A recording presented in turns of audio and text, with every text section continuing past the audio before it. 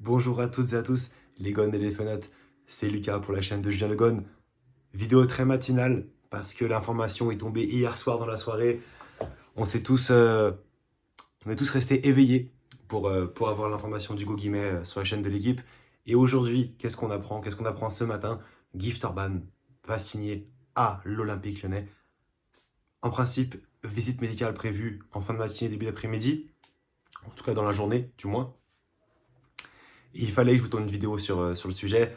Ce soir, il y aura en principe un live avec la team Mercato en plus. Donc vous aurez le droit à 2 vidéos aujourd'hui, un live plus une vidéo.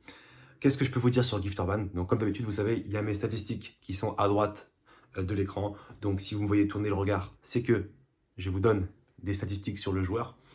D'abord, sur les caractéristiques générales du joueur, sur ses caractéristiques. Numéro 9, capable d'évoluer aux 3 postes, même si sincèrement, pour l'avoir vu 3 fois en Conference League, c'est un joueur plus d'axe. Vous verrez pourquoi, parce qu'il me fait penser beaucoup à un ou deux joueurs. Je vous donnerai un petit peu les comparaisons là-dessus. Donc c'est plus pour moi un joueur d'axe. Sur la taille, il fait 1m78, c'est un droitier. Donc voilà, caractéristiques générales, il est international nigérien. Donc avec le Nigeria, il n'est pas à la CAN, puisque bon, la concurrence est assez forte au Nigeria. Et cette saison, il n'a pas été à son meilleur avantage. Voilà. Il a été vraiment très bon la saison passée avec 15 buts en 16 matchs. Cette saison, le plancher est un peu retombé. On est à 8 buts en 22 matchs si je compte Conference League plus Jupiler League. Et en plus, les qualifications, ça rajoute 4 ou 5 buts, il me semble. Donc on va dire qu'il est en grosso modo à 12 buts cette saison, ce qui est quand même une belle performance. On va commencer comme d'habitude avec les points forts et on fera les points faibles ensuite. Sur les points forts, aujourd'hui, on va axer la vidéo autour de 3 points. Premier point, et là c'est la caractéristique intéressante, c'est la prise de profondeur. C'est un joueur qui prend beaucoup la profondeur. Dans les statistiques, ça se voit pas forcément tant que ça, puisque c'est difficile à imaginer, à mettre sous forme de stats, la profondeur, mais tu le vois vraiment dans ses prises de décision, prise de profondeur, ses prises de balle, sa première touche de balle, elle est assez bonne. Pas tout le temps, parce qu'il a un jeu en remise qui est assez, au final, assez neutre, assez médiocre. Par contre, voilà, son jeu, comment dire, vraiment dans la profondeur, derrière la prise d'espace est vraiment bonne, et c'est là où il va vraiment être le meilleur. Et ça apporte vraiment une diversité, puisque Lacazette, avant, le faisait plus, à l'époque du Lacazette de 2015-2016. Maintenant, il joue quand même vachement dans les pieds. Il est meilleur dos au but, en conservation de balle. Voilà, Gift Orban, c'est moins ce profil-là. C'est plus un profil de prise de profondeur, de vitesse, puisqu'il a les qualités de vitesse également, qui vont avec. En deuxième point fort, et là je vais axer sur la présence offensive, c'est pour moi, et là où il est le meilleur, et là où il va exceller, c'est en renard des surfaces. C'est un joueur renard des surfaces pour moi. Dans la surface de réparation, toutes les balles, il va les transformer en occasion de but concrète. Il va cadrer 48% de ses frappes, les statistiques le montrent.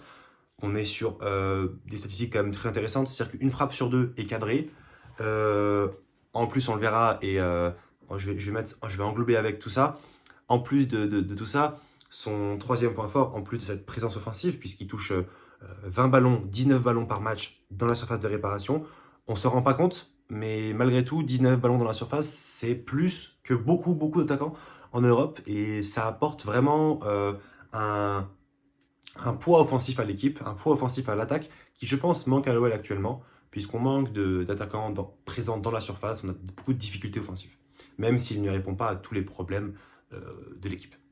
En troisième point, et ce sera un point aussi que j'aime beaucoup sur ce joueur-là, en plus d'être bon dans la surface, il a cette qualité de pied droit, de frappe, en dehors de la surface de réparation, qui lui permet d'être dangereux sur phase, comment dire, de frappe de loin. Voilà, on va appeler ça des long shots, frappe de loin, où il va être très dangereux, il va être capable de beaucoup frapper. Il a un pourcentage en dehors de la surface de réparation qui est intéressant. C'est un mec qui va beaucoup tenter. Bon, il y a une action aussi qui est intéressante sur les réseaux d'un match de Jupiler League où on le voit frapper carrément du rond central. Bon, c'est une image parmi tant d'autres. Je pense que c'est pas forcément intéressant de prendre celle-ci, mais c'est un joueur qui peut frapper. Vous regardez des matchs, il frappe souvent de loin.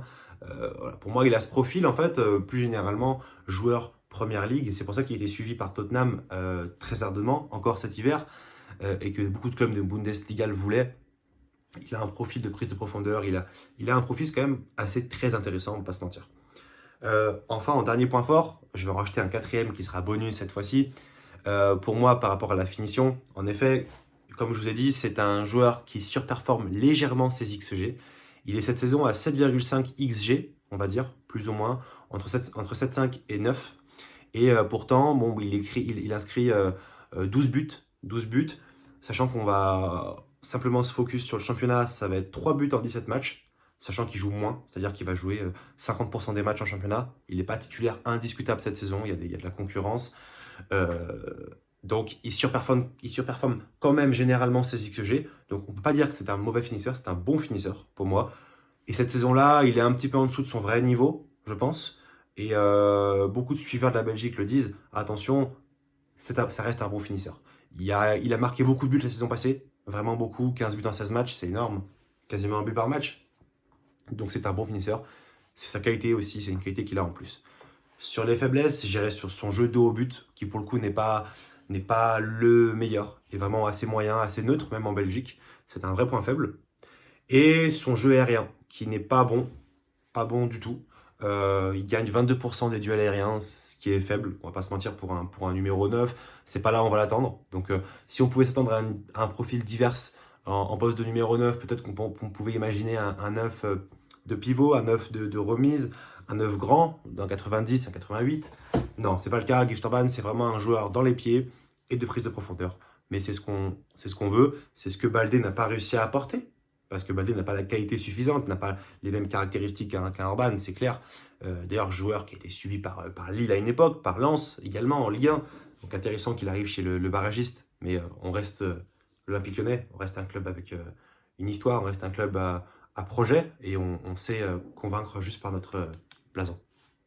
En tout cas, voilà les amis, j'espère que cette vidéo sur Guy Vertonghen, le buteur de Ghent, pardon, de la Gantoise, qu'on va encore débaucher du coup dans ce club.